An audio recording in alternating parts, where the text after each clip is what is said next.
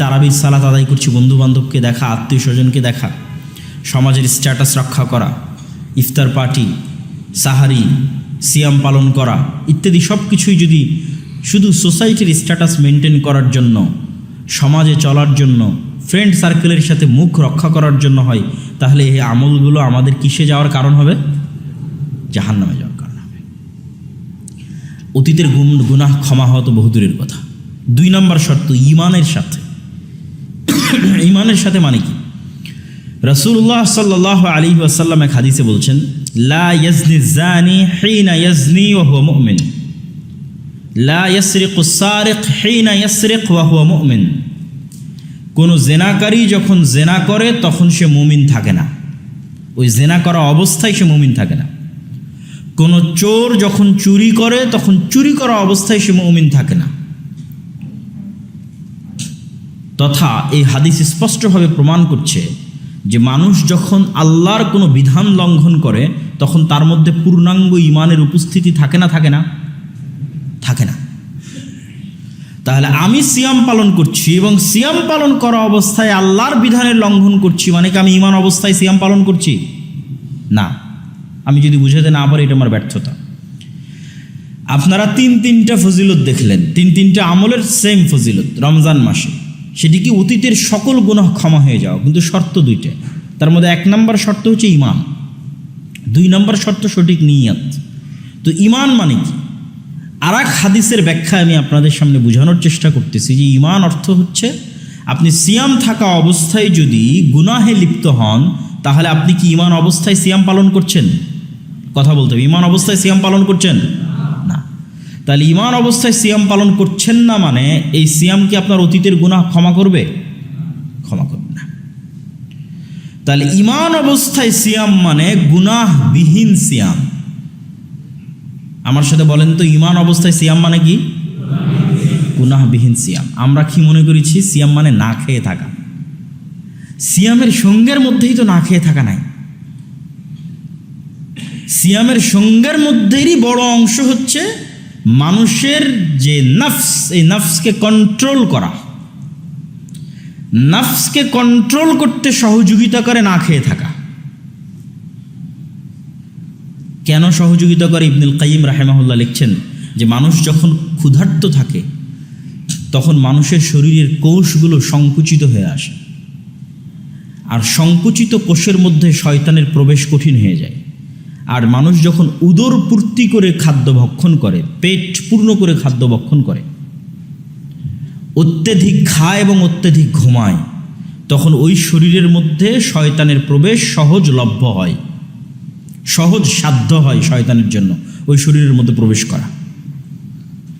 আর যখন সে ক্ষুধার্ত রাখতেছে নিজেকে তখন শরীরের মধ্যে শয়তানের প্রবেশ কঠিন হয়ে যায়। তাহলে ক্ষুধার্ত থাকার মাধ্যমে মূলত আপনি যেন আপনার নিজের নফসকে কন্ট্রোল করতে পারেন, তার একটা মাধ্যম হচ্ছে ক্ষুধার্ত থাকা। কিন্তু আপনি থাকলেন নামকা অস্তে ক্ষুধার্ত আর সকল গুনাহে লিপ্ত হলেন, তাহলে আসল উদ্দেশ্যই তো ব্যাহত হলো। আসল উদ্দেশ্য হচ্ছে নফসকে কন্ট্রোল করা, যাবতীয় অপরাধ থেকে, গুনাহ থেকে কি থাকা?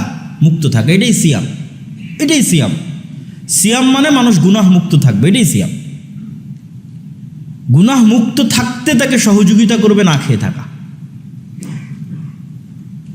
শয়তানি ওয়াসওয়াসা কম কাজ করবে। তাহলে আমরা যদি আমাদের সমাজের যে কালচার, সেই কালচার কি? সেই কালচার হচ্ছে সে সিয়াম আছে কিন্তু নামাজ পড়ে না। আছে না নাই বলেন? আছে।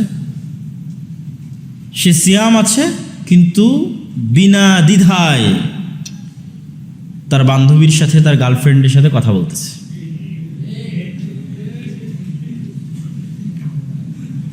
সিয়াম আছে, আবার সেই সিয়ামের ইফতার পার্টি হচ্ছে, সেই ইফতার পার্টি আবার পরিপূর্ণ ফ্রি মিক্সিং।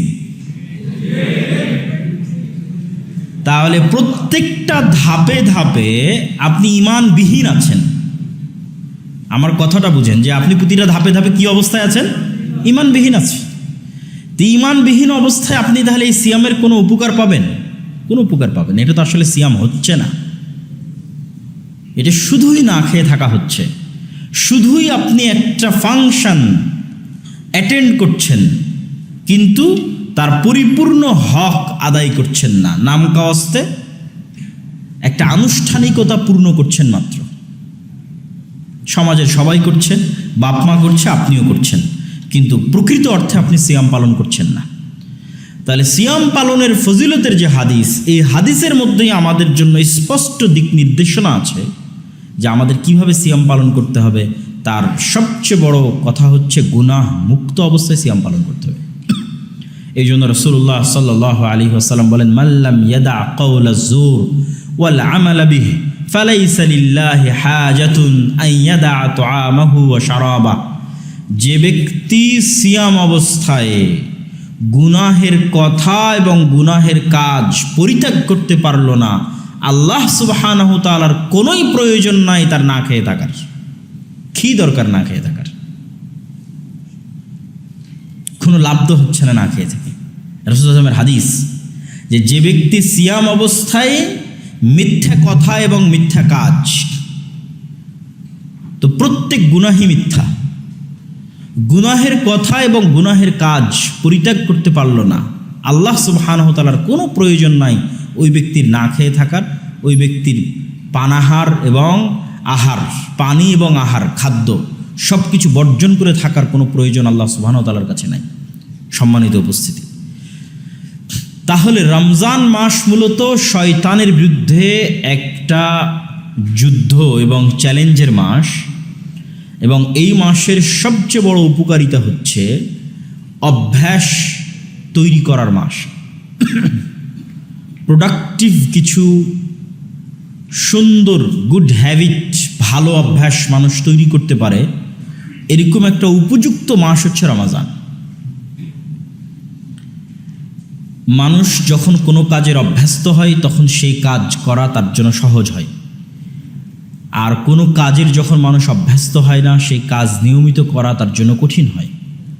আপনি শুধু একটা বক্তব্য শুনেই কোনো কাজের জন্য অভ্যস্ত হতে পারবেন না, ওই কাজের প্র্যাকটিস থাকা লাগবে, তাহলে আপনি অভ্যস্ত হবেন, যাতে ওই কাজটা আপনার সাবকনসিয়াস মাইন্ডে সেভ হয়ে যায়। এবং যখনই কোনো কাজ মানুষ বারবার করে তখন অটোমেটিক তার সাবকনসিয়াস মাইন্ড ওটা সেভ করে নেয়। আপনি একবার গাড়ি চালানো শিখেন, শিখতে শিখতে শিখতে শিখতে শিখতে শিখতে আপনার সাবকনসিয়াস মাইন্ড ওটা ধরে ফেলবে। তো যত বেশি আপনি গাড়ি চালাবেন তত আপনি অবচেতন মনে গাড়ি চালাতে পারবেন। তথা যে বেশি গাড়ি চালিয়ে বেশি এক্সপার্ট, সে হয়তো ফোন চালিয়েও গাড়ি চালাতে পারে, সে হয়তো আর একটা কাজের পাশাপাশিও গাড়ি চালাতে পারে, কেননা তার হাত পা, তার মাইন্ড সেট আপ, ব্রেন সব কিছু অটোমেটিক জানে কখন ব্রেক চাপতে হবে, কখন বাঁশি দিতে হবে, অটো হতে থাকে। ঠিক একটা মানুষ যখন সালাতের জন্য অভ্যস্ত হয়, অভ্যস্ত হয়ে গেছে, টানা 40 দিন 50 দিন 1 মাস 2 মাস 3 মাস থেকে 5 ওয়াক্ত সালাত আদায় করতেছে, তারপরে দেখবেন অটোমেটিক যেই সময়ে সালাতের সময়, ওই সময়ে তার সাবকনসিয়াস মাইন্ড, ও জানে না, ওর নিজেরও কোনো ইচ্ছা আসলে ওই মুহূর্তে কাজ করতেছে না, কিন্তু তার অবচেতন মনে তার মন তাকে স্মরণ করিয়ে দিবে যে এখন সালাতের সময় হয়েছে। আপনার ফজরের সময় অ্যালার্মও লাগবে না, কেন আপনার অবচেতন মন আপনাকে ঘুম থেকে জাগিয়ে দিবে, যেহেতু আপনি কন্টিনিউয়াস সালাত আদায় করে আসতেছেন, টানা 40 দিন 50 দিন যাবৎ ফজরের সালাত আদায় করতেছেন। আপনার অবচেতন মন পরের দিন ওই সময় আপনাকে জাগিয়ে দিবে, যেহেতু নিয়মিত আপনি এই সময় জাগতেছেন, অতএব তাকে এখন জাগিয়ে দিতে হবে।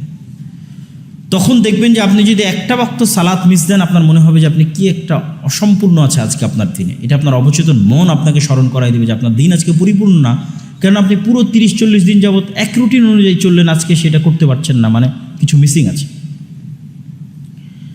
তাহলে অভ্যাস গঠনের সবচেয়ে উত্তম সুযোগ হচ্ছে রমজান। যে আমরা যদি 30 দিনের একটা চ্যালেঞ্জ আমাদের জন্য অপরিহার্য করে নিই, এবং এটা মানুষের সাইকোলজিকে বোঝানো অনেক সহজ। মানুষ যদি আজকে চিন্তা করে যে আমি একবারে সিগারেট খাওয়া ছেড়ে দিব, কঠিন হয়ে যাবে। মানুষ যদি মনে করে আমি আজকে এক্ষুনি স্থায়ীভাবে আমার গার্লফ্রেন্ডকে পরিত্যাগ করে দেব, অবৈধ সম্পর্ক বাদ দিয়ে দেবো, কঠিন হয়ে যাবে। কিন্তু তার সাইকোলজিকে সে বুঝাতে পারবে যে আমি 30 দিনের জন্য বন্ধ করে দেব। মানে তার ব্রেন, তার মেধা এবং তার মনকে সে তার জন্য বোঝানো এটা সহজ যে আমি তো আসলে স্থায়ীভাবে করতেছি না, 30 দিনের জন্য করতেছি। তাহলে 30 দিনের জন্য সে সকল গুনাহ বন্ধ করে দেওয়ার সিদ্ধান্ত নিল, 30 দিনের জন্য সকল অবৈধ সম্পর্ক কাট অফ করার সিদ্ধান্ত নিল, 30 দিনের জন্য সকল গান বাজনা অবৈধ দৃশ্য, অশ্লীল দৃশ্য এগুলো দেখবে না, এই মর্মে সিদ্ধান্ত নিল। একবারে সিদ্ধান্ত নিলে তো তার জন্য কঠিন হয়ে যাবে। 30 দিনের জন্য এক ওয়াক্ত সালাত ও জামাত ব্যতীত আদায় করবে না, এই মর্মে সিদ্ধান্ত নিল। তাহলে এই 30 দিনকে যদি মুসলমানেরা চ্যালেঞ্জ হিসেবে নেয় এবং চ্যালেঞ্জ হিসেবে নিয়ে গুনাহ মুক্ত অবস্থায় 5 ওয়াক্ত সালাতের সাথে একটা রমজান অতিক্রম করে, তাহলে এটা তার সারা জীবনের জন্য একটা শিক্ষা হিসেবে থেকে যাবে। এবং এটাই কিন্তু রমজানের মূল উদ্দেশ্য, লাআল্লাকুম তাত্তাকুন, যেন তোমরা পরহেজগার হতে পারো। পরহেজগার হওয়ার জন্য ট্রেনিং দেওয়া হবে। এবং আমরা যখনই কোনো ট্রেনিং কোর্সে যাই, কোথাও ট্রেনিং নেই, আর্মিতে যখন কেউ যায় তাদের যখন ট্রেনিং হয় তখন কত কিছু রেস্ট্রিক্টেড থাকে। এখানে এখানে কোনো শিক্ষা প্রতিষ্ঠান নাই, এখানে সরাসরি কোনো টিচার নাই, কিন্তু আসলে এটা একটা ট্রেনিং কোর্স। এটা আমাদের নিজেদের উপর বাধ্য করে নিতে হবে যে 30 দিনের জন্য আমি একটা ট্রেনিং কোর্সে ভর্তি হয়েছি, যেটা গুনাহমুক্ত অবস্থায় পরিপূর্ণ ইসলাম পালন করার একটা ট্রেনিং কোর্স। তাহলে আমাদের রমাজান সাকসেসফুল, আমাদের রমাজান প্রোডাক্টিভ, আমাদের রমাজান কার্যকরী। আদারওয়াইজ যদি আমরা এটা না করতে পারি, তাহলে শুধু ওই বন্ধুবান্ধবের সাথে আড্ডাই দেওয়া হবে, তারাবি আদায় করা হবে, পেট পূর্ণ করে ইফতারি করা হবে, ঈদে আনন্দই করা হবে, কিন্তু আসলে রমাজানের ওই স্বাদ আমরা আস্বাদন করতে পারবো না, রমাজানের ওই উপকারিতা সেটা আমরা গ্রহণ করতে পারবো না। এই জন্য আজকে যারা এখানে উপস্থিত আছেন তাদের সকলকে আমি উদাত্ত আহ্বান জানাবো যে আমরা এই যে রমাজান আসতেছে, এই রমাজানকে আমরা মূল্যায়ন করি। মূল্যায়ন করো তো, আমরা এই রমাজানকে প্রোডাক্টিভ করার জন্য, প্রোডাক্টিভিটি বাড়ানোর জন্য রমাজানের আমরা নিজস্ব রুটিন তৈরি করি। এবং আমরা সংক্ষিপ্ত একটা রুটিনের আজকে আলোচনা করব ইনশাল্লাহ। এবং সেই রুটিন অনুযায়ী পুরো রমজান চ্যালেঞ্জ হিসেবে নিয়ে আমরা পার করার চেষ্টা করি। দেখি আল্লাহ সুবহানাহু ওয়া তাআলা আমাদের তৌফিক দেয় কিনা। সকলেই চেষ্টা করবেন তো ইনশাআল্লাহ। জাযাকাল্লাহ খাইর, বারাকাল্লাহ ফিক। আচ্ছা, রমজানের আরও কিছু ফজিলত আছে, গুরুত্ব আছে, সেগুলো হয়তো কিছু ছুটে গেছে। আমি আরও কয়েকটা গুরুত্ব তুলে ধরে একটা সুন্দর রুটিন আলোচনা করে আমাদের বক্তব্যের শেষের দিকে চলে যাব। রাসূলুল্লাহ সাল্লাল্লাহু আলাইহি ওয়াসাল্লাম বলেন, আস-সালাতুল খামস ওয়াল জুমআ ইলাল জুমআ ওয়া রমাদান ইলা রমাদান মুকাফফিরাতুন লিমা বাইনাহুন্না ইযা ইজতানাবাল কাবায়ের। 5 ওয়াক্ত সালাতের 1 ওয়াক্ত সালাত থেকে আর 1 ওয়াক্ত সালাত, জুমার সালাতের 1 জুমা থেকে আর 1 জুমা, এবং রমাজানের 1 রমাজান থেকে আর 1 রমাজান। কেউ যদি 1 রমাজান ভালোভাবে আদায় করে, তার ঠিক 1 বছর পর আর 1 রমাজানও যদি ভালোভাবে আদায় করে, তাহলে 2 রমাজানের মধ্যবর্তী পুরো বছরের সকল গুনাহ মাফ হয়ে যাবে। যদি কাবিরা গুনাহ না করে, বড় কোনো কাবিরা গুনাহে লিপ্ত না হয়, তাহলে সকল সগীরা গুনাহ মাফ হয়ে যাবে। তাহলে আমরা একটা দেখলাম যে একটা রমাজান ভালোভাবে পালন করলে অতীতের সকল গুনাহ মাফ হওয়ার সুযোগ, আর একটা দেখলাম 1 রমাজান থেকে আর 1 রমাজান মাফ হওয়ার সুযোগ। রমাজান মাসে উমরাহ। আব্দুল্লাহ ইবনে আব্বাস রাদিয়াল্লাহু তাআলা থেকে বর্ণিত, তিনি বলেন, রাসূলুল্লাহ সাল্লাল্লাহু আলাইহি ওয়াসাল্লাম বলেছেন, উমরাতুন ফি রমাদান তা'দিলু হাজ্জাতান। রমাজান মাসে উমরা করা একটি কবুল হজ করার সমান নাকি? তাহলে রমাজান মাসে প্রতিটা আমলের গুরুত্ব এবং প্রতিটা আমলের নেকি কিন্তু বেড়ে যাচ্ছে আল্লাহ সুবহানাহু ওয়া তাআলার দয়া এবং আল্লাহ সুবহানাহু ওয়া তাআলার রহমতের কারণে। আর রমাজান মাসের গুরুত্বপূর্ণ আরেকটা বিষয় যেটি লাইলাতুল কদর, যেটি আমরা পূর্বে আলোচনা করেছি এবং আমাদের হাদিসের মধ্যে তারাবির আলোচনাও গেছে। এবং রমাজান মাসের আরেকটি ইবাদত হচ্ছে ইতিকাফ। আন্না নবী সাল্লাল্লাহু আলাইহি ওয়াসাল্লাম কানা ইয়াতাকিফুল আশরাল আওয়াখির মিন রমাদান হাত্তা তাওয়াফাহুল্লাহ। আল্লাহর নবী সমগ্র জীবনে সব সময় রমাজানের শেষ দশকে মসজিদে ইতিকাফ করতেন, এমনকি মৃত্যু পর্যন্ত তিনি তার আমল বহাল রেখেছিলেন। ইতিকাফ করার দ্বারা উপকারিতা কি? ইতিকাফা মানে নিজেকে আবদ্ধ করে নেওয়া, সীমাবদ্ধ করে নেওয়া। আজকের যুগে আমাদের কাছে সকল ফিতনার মূল একটা অন্যতম মাধ্যম হচ্ছে ইন্টারনেট, সোশ্যাল মিডিয়া। কেউ যদি ইতিকাফে যায় মসজিদে, কিন্তু সে মোবাইলের ইন্টারনেটের সাথে কানেক্টেড, ফেসবুকের সাথে কানেক্টেড, টুইটারের সাথে কানেক্টেড, তাহলে সে কি ইতিকাফে আছে? ইতিকাফে নাই। কেন? সে তো চায়ের স্টলে আসে, চায়ের আড্ডায় আছে। এটা তো আধুনিক চায়ের স্টল, যেখানে আড্ডা হচ্ছে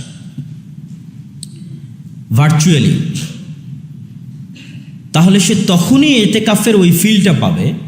এটা হচ্ছে একটা ডিটক্সিং সিস্টেম, যে আপনি সমগ্র বছর ফোন সহিত ছিলেন, ইন্টারনেটের সাথেই তো ছিলেন, সোশ্যাল মিডিয়ার সাথেই তো ছিলেন। একটু ডিটক্স হন, ফোন থেকে ডিসকানেক্টেড অবস্থায়, দুনিয়া থেকে ডিসকানেক্টেড অবস্থায় 10টা দিন আল্লাহর কোরআন, আল্লাহর নবীর হাদিস, আল্লাহর ইবাদত, রাত্রের ইবাদত, এটি সহ 10টা দিন মসজিদে কাটিয়ে দেখেন।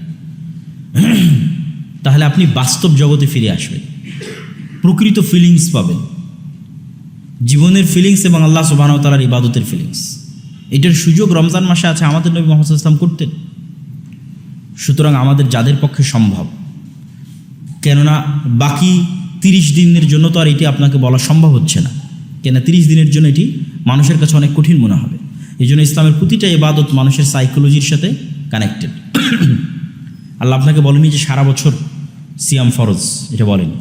বছরে 1 মাস সিয়াম ফরজ বলেনি। যে প্রতি বছর হজ করতে যেতে হবে, না, সারা জীবনে একবার হজ করতে হবে। মানে প্রত্যেকটা ইবাদতের সাথে মানুষের সক্ষমতা এবং মানুষের মেন্টালিটির কানেকশন আছে। তো 10 দিন যদি আপনি সিদ্ধান্ত নেন যে 10 দিন আপনি মোবাইলবিহীন থাকবেন, ইন্টারনেটবিহীন থাকবেন, এটা কঠিন নয়। আপনিও আপনার সাইকোলজিকে বুঝাতে পারবেন, ঠিক আছে 10 দিন পর তো আবার ফেরত পাবো, অতএব যাই মসজিদে আমি এতেকাফ করি। কিন্তু ওইটার যে উপকারিতা সেটা আপনি না করা পর্যন্ত বুঝতে পারবেন না। আমাদের নবী মুহাম্মদ সাল্লাল্লাহু আলাইহি ওয়াসাল্লাম করতেন। রমজান মাসে আরেকটি ইবাদত যা রাসূলুল্লাহ সাল্লাল্লাহু আলাইহি ওয়াসাল্লাম প্রচুর পরিমাণে করতেন। কান রাসূলুল্লাহ সাল্লাল্লাহু আলাইহি ওয়াসাল্লাম আজওয়াদুন নাস ওয়া কানা আজওয়াদ মা ইয়াকুনু ফি রমাদান হিনা ইয়ালকাহু জিবরিল ওয়া কানা ইয়ালকাহু ফি কুল্লি লাইলাতিন মিন রমাদান ফায়ুদারিসুহুল কুরআন। রমজানে রাসূলুল্লাহ সাল্লাল্লাহু আলাইহি ওয়াসাল্লাম, হাদিসের বাক্য শুরু হচ্ছে এভাবে যে আল্লাহর নবী এমনিতেই দানশীল, এমনিতেই শ্রেষ্ঠ দানশীল, কিন্তু উনি আরো বেশি মাত্রাতিরিক্ত দান করতেন কোন মাসে? রমজান। এবং আরেক হাদিসে এসেছে রাসূলুল্লাহ সাল্লাল্লাহু আলাইহি ওয়াসাল্লাম পূর্ব দিকের বাতাসের চাইতেও বেশি দান করতেন রমজান মাসে। পূর্ব দিকের বাতাস প্রকৃতিকে যতটা উপকৃত করে, মানুষকে যতটা উপকৃত করে, রাসূল সাল্লাল্লাহু আলাইহি ওয়াসাল্লামের দান তার চেয়ে বেশি উপকৃত করতে, এত বেশি পরিমাণে তিনি দান করতেন। দান করলে কি হয়? দান করার উপকার কি? এমনিতেই দান একটা ইবাদত আছে, আবার রমজানে সেটিকে বেশি করতে বলা হচ্ছে। দান করলে উপকারটা কি? দান করলে দুটো উপকার। একটা হচ্ছে তাজকিয়াতুন নফস, মানুষের অন্তর পরিষ্কার হয়, অহংকার থেকে পরিষ্কার হয়, আরেকজনের কষ্টে কষ্টিত হয়, আরেকজনের দুঃখে দুঃখিত হয়, মানুষের প্রতি সহমর্মী হয়, গীবত, হিংসা এবং অহংকার কমে যায় মানুষের অন্তর থেকে যখন আরেকজনের দুঃখে এবং কষ্টে সে তাকে দান করে, সহযোগিতা করে। এই ফিলিংসটা যখন তার মধ্যে কাজ করে, আর যখন এই ফিলিংসটা কাজ করে না, তখন তো সে অহংকারী মানুষ, সে তো হিংসুটে মানুষ। সুতরাং তার তো তাজকিয়াতুন নফস হচ্ছে না, তার অন্তর তো বিশুদ্ধ হচ্ছে না, পরিশুদ্ধ হচ্ছে না। তাহলে অন্তর বিশুদ্ধকরণের জন্য এটা খুবই জরুরি যে মানুষের কষ্ট হলেও সে তার পকেট থেকে টাকা বের করবে, এটাই তার অন্তরকে বিশুদ্ধ করবে। এই টাকা কি আল্লাহ সুবহানাহু ওয়া তাআলা নিজে নিয়ে যান নাকি? আমরা যে টাকা দান করি সেটা কি আল্লাহর কাছে পৌঁছে? কথা বলেন না যে আল্লাহর কাছে পৌঁছে? আল্লাহর কাছে তো পৌঁছে না। তাহলে আমরা যে দান করি এটা কারা খায়? আল্লাহর সৃষ্টিজীব খায়, মানুষ খায়, অসহায় মানুষেরা পায়, ইয়েতিমেরা পায়। সুতরাং আল্লাহ সুবহানাহু ওয়া তাআলা যে বারবার দানের কথা বলতেছেন, এতে আল্লাহর কোনো উপকার আছে? আল্লাহর কোনো উপকার নাই। সুতরাং দানের ইবাদতকে নিজের এন্ট্রি হিসেবে গ্রহণ করার কোনো সুযোগ নাই। দান আপনার অন্তরকে নরম করবে, দান তাজকিয়াতুন নফসে সহযোগিতা করবে, অন্তরকে বিশুদ্ধ করতে, অহংকার মুক্ত করতে, হিংসা মুক্ত করতে সহযোগিতা করবে, মানুষের দুঃখ এবং কষ্টে সহমর্মী হতে উৎসাহিত করবে। আর 2 নম্বর কি করবে? দান কিয়ামতের মাঠে মানুষের সবচেয়ে বেশি যে ইবাদতটা কাজে দিবে সেটা হচ্ছে দান। কেন দান সবচেয়ে বেশি কিয়ামতের মাঠে কাজে দিবে? আমরা কোনো ইবাদতই প্রশ্নাতীত বিশুদ্ধ করতে পারি না। মানুষের পক্ষে নির্ভুল কোনো কিছু করা খুবই কঠিন, মানুষ পারে না। আমি গ্যারেন্টি দিয়ে বলতে পারবো না যে আমার 2 রাকাত সালাতও আমি নির্ভুল আদায় করেছি। সালাতের সময় কত গোটা দুনিয়ার চিন্তা মাথায় ঢুকে যায়, কেমনে আমি দাবি করবো সালাত নির্ভুল আমি আদায় করেছি? পুরো রমজান মাস আমি নির্ভুল সিয়াম পালন করেছি, এটা আমি কেমনে বলবো? এরকম যত ইবাদত আছে, কোনো ইবাদত কেউ দাবি করতে পারবে না আমি নির্ভুল করেছি। তো একদিকে ইবাদত নির্ভুল করতে পারছি না, অন্যদিকে তো আমার গুনাহ আছেই। কোথায় কত মানুষের গীবত করেছি, কত মানুষের সাথে হিংসা করেছি, কার কোথায় কোন জিনিস নিয়ে নিয়েছি, কাকে দুটো কটু কথা বলেছি, কষ্ট দিয়েছি, অসংখ্য গুনাহ। এই প্রত্যেকটা জিনিসের ব্যাকআপ হিসেবে কাজে দিবে কিয়ামতের মাঠে দান। যখন মানুষ আসবে বলবে সে আমার গীবত করেছে, কোথায় থেকে দিবে? দান থেকে পূর্ণ করবে। ইবাদত তো সে পরিপূর্ণ করতেই পারেনি, ওখান থেকে আর কি পূর্ণ করবে? ওটা তো পরিপূর্ণ না হওয়ার কারণে আরো গুনাহ হওয়ার কথা, মানে নামাজ পূর্ণ না হওয়ার কারণে তো আরো গুনাহ হওয়ার কথা। সে তো আরো গুনাহ বাড়িয়ে রেখেছে নামাজ আদায় না করার কারণে। তাহলে তাকে সাপোর্ট দিবে কোন ইবাদত? তার এই সকল ল্যাকিংসগুলো, তার ইবাদতের ল্যাকিংস হোক আর গুনাহ হোক, এই সবগুলোর জন্য সাপোর্ট হিসেবে কাজ করবে অতিরিক্ত দান। এই জন্য রাসূলুল্লাহ সাল্লাল্লাহু আলাইহি ওয়াসাল্লাম বলেছেন, তোমরা দান করে জান্নাত কিনে নাও। আল্লাহ বলেছেন যে তোমরা টাকা দিয়ে আল্লাহ সুবহানাহু ওয়া তাআলার কাছ থেকে জান্নাত কিনে নাও। তো রাসূলুল্লাহ সাল্লাল্লাহু আলাইহি ওয়াসাল্লাম রমজান মাসে প্রচুর দান করতেন। আরেকটা কি করতেন, যেটা হাদিসের মধ্যে এসেছে, যে জিবরাইল আলাইহিস সালাতু ওয়াস সালাম তাকে প্রত্যেক রমজানে পবিত্র কোরআন শোনাতেন, শুরু থেকে শেষ পর্যন্ত প্রতি রাতে পবিত্র কোরআনের মুদারাসাহ, পরস্পরকে শোনানো, দার্স। আর আমরা শুরুর থেকেই বলে আসছি যে কোরআনের সাথে রমজানের সম্পর্ক কি? ওতপ্রোত। রমজান শ্রেষ্ঠই তো কোরআনের কারণে। তাহলে যে রমজান অতিবাহিত করলো কোরআন ছাড়া, সেটা আবার রমজান নাকি?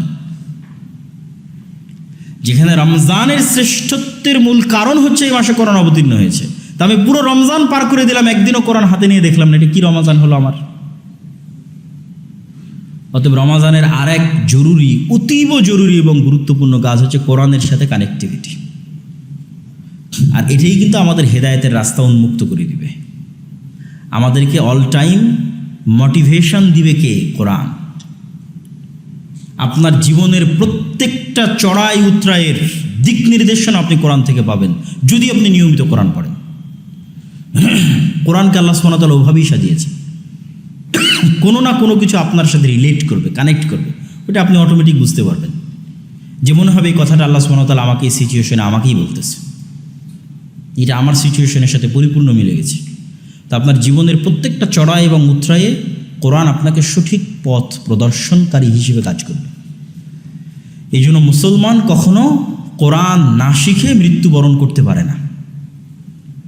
তাহলে সে নিজেকে মুসলমানই দাবি করতে পারে না। যে মুসলমান কোরআন না শিখে, কোরআন না পড়ে দুনিয়া থেকে বিদায় নিয়েছে, সে নিজেকে মুসলমান দাবি করতে পারে না।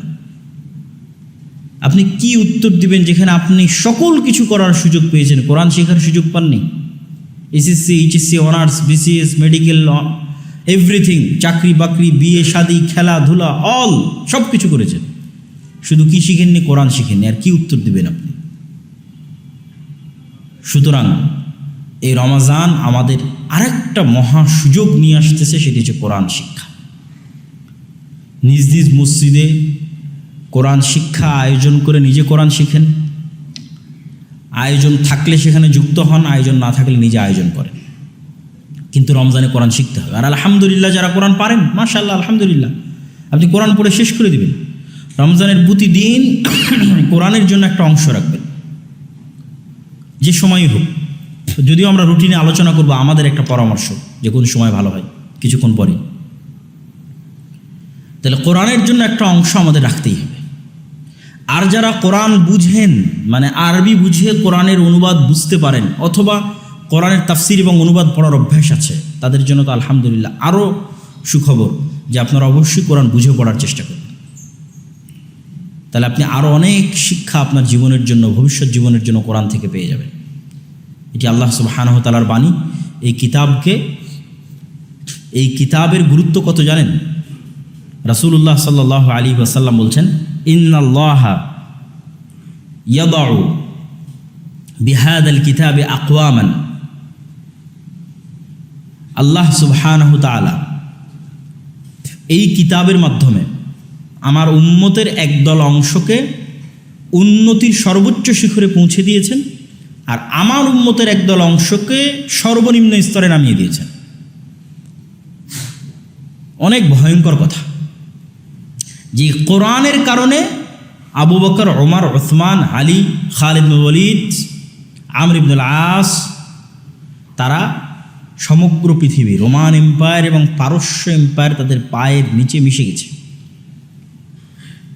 আর আজকে ওই কোরআনের কারণেই আমরা মাজলুম, আমরা অপমানিত, আমরা লাঞ্ছিত। পার্থক্য কি? কোরআনের কারণে কেন? তারা কোরআনকে মূল্যায়ন করেছিল এই কারণে, আর আমরা কোরআনকে অবমূল্যায়ন করেছি এই কারণে। এটি রাসূলুল্লাহ সাল্লাল্লাহু আলাইহি ওয়াসাল্লাম বলেছেন যে আমাদের পৃথিবীতে আমাদের ভাগ্যের চাকা নির্ভর করবে কোরআনের মূল্য আমাদের কাছে কেমন তার উপর। কোরআনের মূল্য আমার ব্যক্তি জীবনে কেমন, কোরআনের মূল্য আমার পরিবারে কেমন, কোরআনের মূল্য আমার সমাজে কেমন, কোরআনের মূল্য আমার রাষ্ট্রে কেমন, এটার উপর নির্ভর করবে মুসলিম জাতির সামগ্রিক ভাগ্য, সামগ্রিক ভাগ্যের চাকা। কোরআনের মূল্য যেমন মুসলিম জাতির ভাগ্য তেমন। কোরআনের মূল্য কেমন মুসলমানদের কাছে? মায়ানমারের রোহিঙ্গাদের মূল্য কেমন দেখেন, ইসরায়েলের কাছে ফিলিস্তিনিদের মূল্য কেমন দেখেন, ইন্ডিয়ানদের কাছে বাংলাদেশিদের মূল্য কেমন দেখেন। ঠিক ওই পরিমাণ মূল্য কোরআনের মুসলমানদের কাছে। ওইভাবে ভাগ্যের চাকা ঘুরতেছে। আর ওমর ইবনুল খাত্তাবের মূল্য পারস্য রোমান এম্পায়ারের কাছে কেমন ছিল কল্পনা করেন তো। ওমর ইবনুল খাত্তাবের কাছে কোরআনের মূল্য এরকম ছিল। তো ওমর ইবনুল খাত্তাব এবং তার সঙ্গী সাথী সাহাবায়ে কেরাম কোরআনকে যেমন মূল্য দিয়েছে, পৃথিবীতে তাদের তেমন দাপট প্রতিষ্ঠিত হয়েছে। আর আমরা কোরআনকে যেমন মূল্য দিয়েছি, পৃথিবীতে আমরা সেই অবস্থায় আছি জাতিগতভাবে। এটি রাসূলুল্লাহ সাল্লাল্লাহু আলাইহি ওয়াসাল্লামের হাদিসের আমি আপনাদের সামনে অনুবাদ করতেছি। সুতরাং মুসলমানদের মুক্তির আর কোনো রাস্তা নাই কোরআনের জ্ঞান অর্জন করা ছাড়া, কোরআন বুঝা ছাড়া, কোরআন মানুষকে শেখানো ছাড়া, কোরআন অনুযায়ী আমল করা ছাড়া, কোরআনকে মূল্যায়ন করা ছাড়া, সামাজিক, রাষ্ট্রীয়, অর্থনৈতিক সকল ক্ষেত্রে। তাহলে এই রমজান মাস আমাদের জন্য কোরআনকে মূল্যায়নের মাস এবং কোরআন শিখার মাস। সম্মানিত উপস্থিতি, আমরা সরাসরি এবার একটা সংক্ষিপ্ত রুটিন আপনাদের সামনে তুলে ধরে আমি আমার বক্তব্যের শেষের দিকে চলে যাব। সাহরি করা রাসূল সাল্লাল্লাহু আলাইহি ওয়াসাল্লামের আদেশ, তাসাহহারু ফাইন্না ফিস সুহুর বারাকাহ। তোমরা সাহারি করো, কেননা সাহারিতে বরকত আছে। সুতরাং সাহারিবিহীন সিয়াম পালন করার ট্রেন্ড তৈরি করা যাবে না। এটার থেকে যে কোনো মূল্যে বেরিয়ে আসতে হবে। ঘুমিয়ে একটু ঘুম থেকে উঠে একটু পানি পান করা, দিয়ে আবার ঘুমিয়ে যাওয়া, এর অনেক সমস্যা আছে। সবচেয়ে বড় সমস্যা হচ্ছে এটার কারণে ফজরের সালাত মিস হবে, শুধু নাম কষ্টে সিয়াম থাকা হবে। অতএব সাহারিতে উঠতেই হবে এবং সাহারিতে ওঠার কালচার তৈরি করতে হবে পরিবারে, ফ্যামিলিতে, সমাজে। তাহলে সাহারিতে যখন আমরা উঠতেছি, সাহারিতে উঠলে অবশ্যই একটা রিফ্রেশমেন্ট হবে, অজু হবে, হালকা যেটাই আমরা স্বাস্থ্যসম্মত খাই না কেন, আমরা রমজানকে আরেকটা উপায় হিসেবেও ব্যবহার করতে পারি, অভ্যাস হিসেবে। সেটি হচ্ছে সঠিক খাদ্যাভ্যাস, যেটা আমাদের পুরো রমজানের যতটুকু আমরা স্বাস্থ্যগত উপকারিতা পেতাম সেটাও নষ্ট করে দেয়।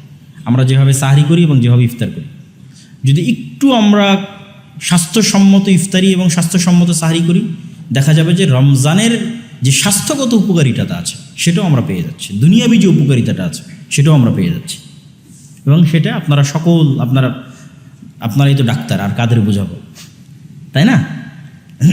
তা আপনারা অবশ্যই জানেন যে না খেয়ে থাকার কি উপকারিতা শরীরের জন্য। তাহলে সেটাও আমরা পাবো। সাহরি করার পর আমরা অবশ্যই উজু করে, যেহেতু আমরা সিদ্ধান্ত নিচ্ছি যে 30 দিন আমরা চ্যালেঞ্জ হিসেবে নিব 5 ওয়াক্ত সালাত জামাতে আদায় করার, সেহেতু অবশ্যই আমরা জামাতের সালাতের প্রস্তুতি নিব এবং সালাত জামাতে আদায়ের চেষ্টা করব। আর মসজিদের প্রবেশ করলে অবশ্যই মসজিদের একটা সুন্নাত হচ্ছে মসজিদে 2 রাকাত সালাত আদায় করে বসা। 2 রাকাত সালাত আদায় না করে বসা ঠিক নয়। একটু আগে ভাগে মসজিদে গেলে কি হবে, সালাতের প্রতি মনোযোগ থাকবে। যতক্ষণ সালাতের অপেক্ষায় থাকবেন ততক্ষণ সালাতেরই নেকি পাবেন। রাসূল সাল্লাল্লাহু আলাইহি ওয়াসাল্লামের হাদিস, যতক্ষণ আপনি সালাতের অপেক্ষায় থাকবেন ততক্ষণ সালাতেরই নেকি পাবেন। তাহলে একটু আগে ভাগে যাওয়া উচিত। আগে ভাগে গেলে আপনি সালাতের অপেক্ষায় থাকলেন, সুন্নাত আদায় করলেন, কিছু দোয়া দরুদ, জিকির, আজকার, কোরআন তেলাওয়াত, এগুলোর সুযোগ পেলেন। দেখেন, জিকির, আজকার এবং কোরআন তেলাওয়াত এগুলোর কিন্তু একটা অদৃশ্য পাওয়ারও আছে। অনেক বিজ্ঞানী প্রমাণ করেছে যে মানুষের শব্দের শক্তি আছে, শব্দ ইথারে যে পাওয়ার তৈরি করে এটার প্রভাব আছে। এবং কোরআন এবং হাদিস প্রমাণ করে যে শব্দের প্রভাব আছে। যেমন আল্লাহ নবী বলেছে, আল আইন হাক্কুন, বদ নজর সত্য। তো বদ নজর কথা দিয়েও হয়। আপনি যখনই কোনো মানুষকে নিরুৎসাহিতমূলক কিছু বলবেন, ওটার অন্তরে প্রভাব করবেই। আবার উৎসাহমূলক কিছু বলবেন, সেটাও আর অন্তরে প্রভাব করবে। আমি জানি না, এরকম এক জায়গায় আমি পড়া দেখেছিলাম, এটা সত্য মিথ্যে বলতে পারবো না, যে একটা পানির গ্লাস বা কাচের মধ্যে পানি রেখে তার গায়ে যদি লাভ লেখা হয় অথবা হেট লেখা হয়, তো এই লাভের প্রভাবটাও ওটা যখন বরফে পরিণত হয় তখন তার উপর পড়ে, এবং হেইটের প্রভাবটাও যখন ওটা বরফে পরিণত হয় তখন সেটা পড়ে। এটা সত্য মিথ্যা জানি না, তবে শব্দের প্রভাব আছে। তো ঠিক আমরা যে জিকির এবং আজকারগুলো করি, এগুলো এই প্রত্যেকটা জিকির এবং আজকারের প্রভাব আছে। এটা আপনাকে মানুষের বদনজর থেকে হেফাজত করবে, জিন এবং শয়তানের আক্রমণ থেকে হেফাজত করবে, জাদু থেকে হেফাজত করবে, যাবতীয় অনিষ্ট থেকে হেফাজত করবে। এই জন্য সকাল সন্ধ্যের যে জিকির আজকারগুলো আছে, এগুলোকে অবশ্যই গুরুত্ব দিতে হবে। যেহেতু পুরো রমজানকে আমরা পরিপূর্ণ ইসলাম অনুযায়ী পালন করার একটা চ্যালেঞ্জ দিচ্ছি, তাহলে সকাল সন্ধ্যের জিকির আমাদের অন্যতম একটি অংশ হবে। তো সেই জিকির করার একটা বড় সময় কি? ফজরের সালাত জামাতে আদায় করার পর থেকে নিয়ে সূর্য ওঠা পর্যন্ত। কেননা আপনারা জানেন যে সূর্য ওঠা পর্যন্ত ঘুমানো রাসূল সাল্লাল্লাহু আলাইহি ওয়াসাল্লামের হাদিস অনুযায়ী উচিত নয়। এই সময়টাতে বরকত অবতীর্ণ হয়, এবং স্বয়ং রাসূলুল্লাহ সাল্লাল্লাহু আলাইহি ওয়াসাল্লাম সূর্য ওঠা পর্যন্ত ফজরের সালাত যে জায়গায় আদায় করতেন, ওখানেই বসে জিকির আজকার এবং তাসবিহ তাহলিল করতে থাকতেন সূর্য ওঠা পর্যন্ত। তাহলে আপনি ঘুমাবেন কখন? সূর্য ওঠার পরে। তাহলে আমাদের রুটিনে সাহরির পরে যে আমরা ঘুমটা দিই, সেই ঘুমটা তাহলে কখন চলে যাচ্ছে বলেন তো? সূর্য ওঠার পরে। সূর্য ওঠার পরপরই আপনি শুয়ে যান, কোনো সমস্যা নেই, কিন্তু সূর্য ওঠা পর্যন্ত ঘুমানোর কোনো সুযোগ নাই। এবং এর ব্যাপক ফজিলত আছে। যেই জায়গায় মানুষ ফজরের সালাত আদায় করে, ওই জায়গাতেই যদি সে সূর্য ওঠা পর্যন্ত জিকির আজকার তাসবিহ তাহলিল করতে থাকে, এবং সূর্য পরিপূর্ণ ওঠার পর আবার 2 রাকাত, যেটা ইশরাকের সালাত আমরা বলি, চাশতের সালাত বলি, 2 রাকাত সালাত আদায় করে নিয়ে সেখান থেকে যদি সে বিদায় নেয়, তাহলে এটা অনেক বিশাল ফজিলতের একটি ইবাদত। এবং এটা সবচেয়ে বেস্ট রুটিন, যেই রুটিনের উপর আল্লাহর নবী চলতেন সাল্লাল্লাহু আলাইহি ওয়াসাল্লাম। তাহলে সূর্য ওঠার পরপরই আমরা রেস্টের জন্য অবশ্যই ঘুমাবো, এবং আমাদের কর্মস্থলে যাওয়ার পূর্ব পর্যন্ত আমরা ঘুমাবো। কারো কর্মস্থল যদি 9টায় শুরু হয়, কারো যদি 10টায় শুরু হয়, তাহলে সূর্য যদি 6টায় উঠে, তাহলে 6টা থেকে সে 9টা পর্যন্ত অথবা 8টা পর্যন্ত 2 ঘন্টা, 1.5 ঘন্টা, 3 ঘন্টা সে রেস্ট করতে পারে।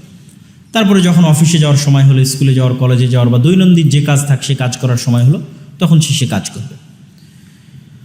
জোহরের সালাত অবশ্যই জামাতের সাথে আদায় করবে, আসরের সালাত অবশ্যই জামাতের সাথে আদায় করবে। আসরের সালাতের পর নিজের সকল ব্যস্ততাকে কমিয়ে নিয়ে আসতে হবে, এবং রমজানের পূর্বেই প্রিপ্ল্যান রাখতে হবে যে রমজানে আমি তেমন কোনো ব্যস্ততা রাখবো না। এটা রমজানের আগেই রমজানের প্রস্তুতি হবে যে রমজানে আমার বড় কোনো ধরনের ব্যস্ততা থাকবে না, ইমার্জেন্সি জরুরি ছাড়া।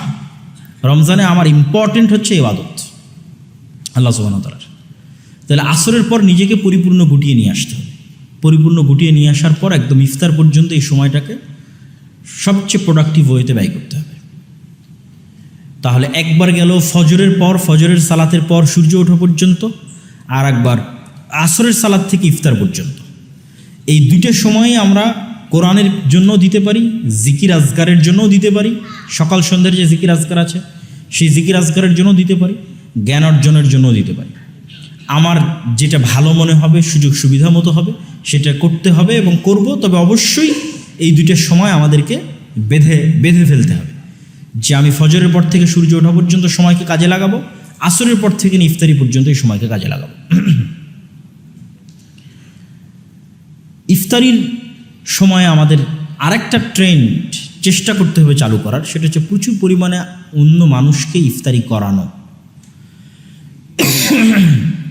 যদি প্রতিদিন করাতে গিয়ে সময় নষ্ট হয়, অন্তত রমজানে 1 দিন, 2 দিন, 3 দিন ইফতারি করানোর মাধ্যমে, ওই যে আমি বলেছি তাজকিয়াতুন নফস, আপনি যত বেশি পরিমাণে মানুষকে খাওয়াবেন, যত বেশি পরিমাণে মানুষকে দিবেন, আপনার অন্তর তত নরম হবে, তত অহংকার মুক্ত হবে, তত হিংসা মুক্ত হবে।